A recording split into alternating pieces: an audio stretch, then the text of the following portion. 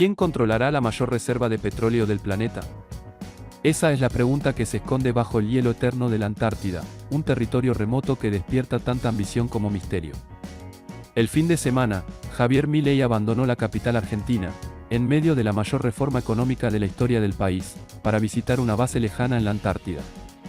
A simple vista, parecía un viaje rutinario, un gesto simbólico para reconocer a los científicos y militares que pasan meses enteros en condiciones extremas. Pero detrás de esa visita había tres objetivos estratégicos que, en conjunto, muestran el verdadero tablero de juego en el que Argentina intenta moverse.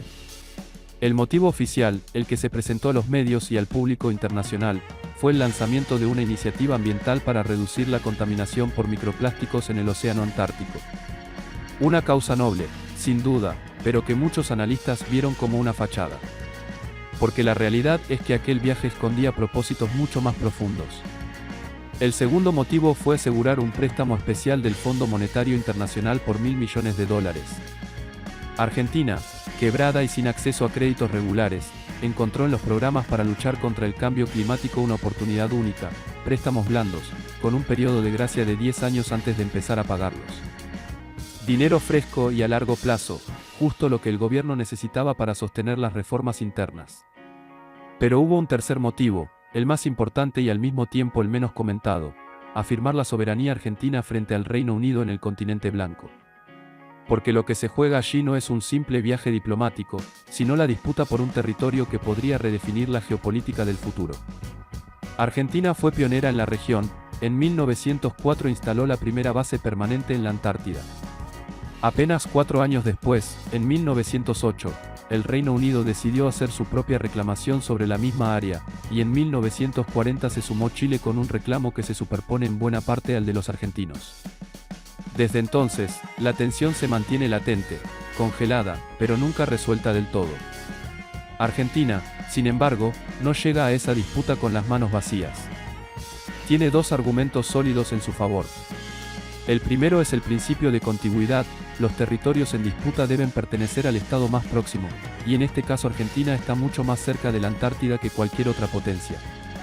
El segundo argumento es aún más contundente: el principio de uti possidetis iuris. Este establece que, cuando un estado se independiza, adquiere los límites territoriales que tenía en tiempos coloniales.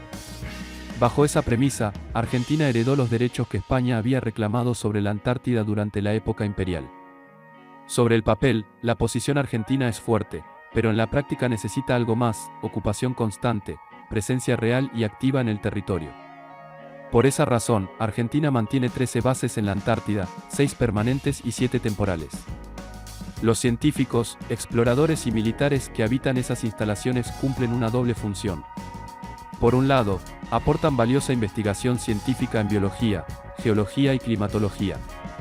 Por el otro, ejercen una labor silenciosa pero clave: sostener la soberanía argentina frente a países que también reclaman el área, especialmente el Reino Unido, cuyas bases se encuentran a apenas unos kilómetros de distancia. Muchas veces nos sentimos invisibles para el resto del país, reconoció el jefe de una de esas bases durante la visita de Milei. Y quizá por eso este viaje fue tan significativo: por primera vez en décadas, un presidente argentino se trasladaba al corazón del continente helado para respaldar en persona a quienes mantienen viva esa presencia. Pero claro, muchos se preguntan, ¿por qué tanto interés en un continente que, a simple vista, no es más que un desierto helado? La respuesta está enterrada bajo kilómetros de hielo, en forma de riquezas colosales que podrían cambiar el mapa del poder mundial. Expertos internacionales estiman que bajo el suelo antártico existen cerca de 200.000 millones de barriles de petróleo. Para ponerlo en perspectiva, eso es muchísimo más que las reservas de Venezuela o Guyana, países que durante años dominaron el tablero energético de Sudamérica. En otras palabras, el verdadero tesoro del futuro podría estar en ese territorio que hoy parece intocable. Y el petróleo no es lo único. La Antártida es también una mina dormida de carbón, gas natural y metales estratégicos como oro, plata, cromo, níquel, platino y hasta uranio. Recursos que hoy resultan vitales para sostener industrias modernas, desde la construcción hasta la producción de energía nuclear. Por si fuera poco, los mares que rodean al continente albergan una de las reservas más grandes de agua dulce del planeta y gigantescas poblaciones de peces y krill, un recurso marino que en el futuro puede convertirse en clave para alimentar a millones de personas. Todo esto convierte a la Antártida en una especie de caja fuerte natural, cerrada por una gruesa capa de hielo que, tarde o temprano, la tecnología permitirá abrir. Hay otro secreto menos conocido que aumenta el valor estratégico de la región: sus cielos limpios y libres de interferencias de radio. En un mundo donde la exploración espacial y la carrera satelital se aceleran, tener un lugar donde instalar observatorios capaces de rastrear el espacio profundo es un privilegio que pocos quieren perder. Pero no todo se queda en la ciencia. Esa misma condición convierte a la Antártida en un punto ideal para labores de vigilancia y espionaje. Hace unos años, Australia denunció que China estaba construyendo un observatorio que, bajo el disfraz de la investigación científica, servía en realidad como base para tareas de inteligencia. Si eso se confirma, significaría que el continente blanco ya no es solo un laboratorio natural, sino también un tablero militar y geopolítico en disputa. Por todas estas razones, la comunidad internacional decidió en su momento frenar la carrera por la Antártida.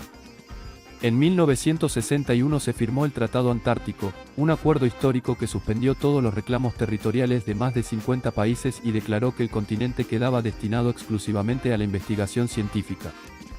Desde entonces, la Antártida fue presentada como un santuario del conocimiento, libre de intereses económicos y militares. Sin embargo, ese tratado no es eterno. Tiene fecha de vencimiento, el año 2048. Y ese dato lo cambia todo. Porque en el papel, mientras dure el tratado, ningún país puede explotar los recursos naturales de la región. Pero en la práctica, todos saben que la cuenta regresiva ya comenzó. Los analistas advierten que para 2040 el petróleo comenzará a escasear en el resto del mundo. Y para entonces, las tecnologías de perforación serán capaces de atravesar la capa de hielo de 4 kilómetros que protege las riquezas antárticas. El resultado será inevitable: una carrera feroz entre potencias que querrán asegurarse un pedazo de ese botín. Y ahí radica la importancia del viaje de Milei. Porque para que Argentina pueda reclamar lo que considera suyo, no basta con tener argumentos históricos, necesita estar presente, ocupando, investigando y mostrando al mundo que la Antártida también late en el corazón argentino.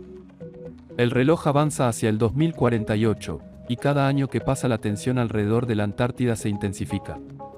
Todos los países lo saben: cuando el Tratado Antártico llegue a su fin, se abrirá una de las disputas territoriales más grandes y feroces de la historia moderna. Y no será solo una cuestión de fronteras, será una lucha por la supervivencia energética del planeta. Los cálculos son claros: para 2040 el petróleo convencional comenzará a escasear, y los países que no tengan acceso a nuevas fuentes quedarán a merced de los que controlen los últimos yacimientos. En ese contexto, el continente blanco no será un páramo olvidado, sino la llave para determinar quiénes serán las potencias del futuro y quiénes quedarán en la sombra. Argentina, consciente de esto, entiende que no puede darse el lujo de desaparecer del mapa antártico. Por eso mantiene sus 13 bases, aunque muchas veces estén olvidadas por los políticos y desconectadas de la vida cotidiana del país. Allí, científicos y militares cumplen una doble misión: producir investigaciones que aportan prestigio internacional y, al mismo tiempo, sostener la soberanía frente a rivales como el Reino Unido y Chile. Porque, aunque el tratado actual prohíbe reclamar de manera activa, la presencia física es un factor clave para que en el futuro esas reclamaciones tengan peso. En otras palabras, quien se mantenga en el terreno hoy, tendrá argumentos mañana. El propio Milei lo dejó en claro durante su visita. Al recorrer instalaciones donde las temperaturas bajo cero son el pan de cada día, escuchó a los jefes de base decirle que, a menudo, se sienten invisibles para el resto del país. Muchas veces somos invisibles para la Argentina, confesó uno de ellos. Y fue ahí donde el presidente aprovechó para enviar un mensaje simbólico, no solo a los habitantes de esas bases, sino al mundo. Por primera vez, un presidente viene a darles el reconocimiento que merecen. El gesto, que parecía protocolar, en realidad fue un movimiento estratégico. Era la manera de mostrar que la Argentina no piensa abandonar la carrera por el continente más codiciado de las próximas décadas. La pregunta es: ¿está preparada Argentina para enfrentar ese desafío? Porque mantener presencia en la Antártida no es barato. Las expediciones, el transporte de suministros, el mantenimiento de las bases, todo exige recursos que un país en crisis apenas puede sostener. Y sin embargo, retirarse sería equivalente a regalar el futuro. El dilema es claro: invertir hoy en un territorio que parece inútil, o resignarse a quedar fuera de la mayor competencia por recursos naturales de la historia. Milei, con su estilo directo, parece haber tomado la decisión: la Antártida no se negocia. El trasfondo de todo esto es que el continente blanco ya no es solo un espacio científico. Se ha convertido en un tablero geopolítico donde cada movimiento cuenta. Australia denuncia espionaje chino, Estados Unidos fortalece su cooperación con sus aliados, Rusia y Reino Unido consolidan sus bases, y Chile vigila de cerca la expansión argentina. Todos se preparan para el día en que el tratado expire, porque saben que cuando eso ocurra, el hielo dejará de ser un límite y se convertirá en la puerta de entrada a la riqueza más grande que haya visto la humanidad. Mientras tanto, el mundo entero sigue consumiendo energía como si los recursos fueran infinitos. Y la pregunta que late detrás de todo esto es incómoda: ¿qué ocurrirá cuando los pozos actuales se sequen y los países miren hacia el sur como la última frontera de la abundancia? ¿Será Argentina capaz de defender lo que considera suyo frente a potencias con ejércitos mucho más poderosos? ¿O terminará resignada a ver cómo otros deciden el destino de un territorio que lleva reclamando por más de un siglo? Lo único seguro es que la Antártida ya no es solo un bloque de hielo en el mapa.